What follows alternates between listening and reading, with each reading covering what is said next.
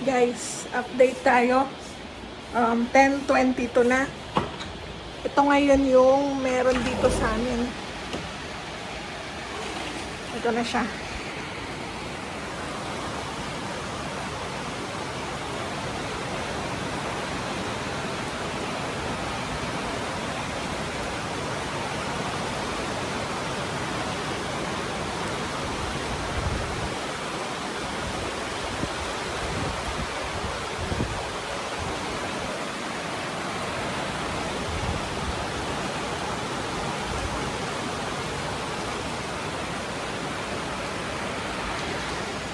So makikita nyo medyo malakas na yung ulan as compared kanina.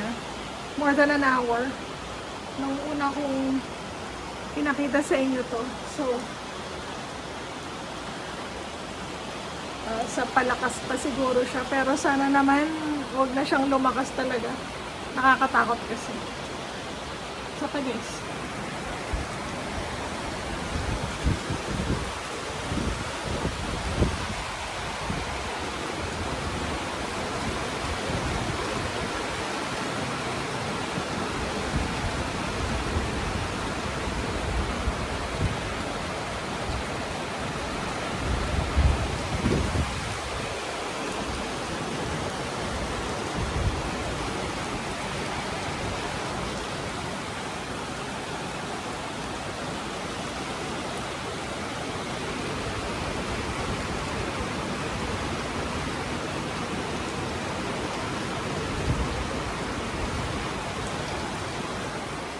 so yun, update ko ulit kayo mamaya siguro after an hour ulit. Okay? Sige.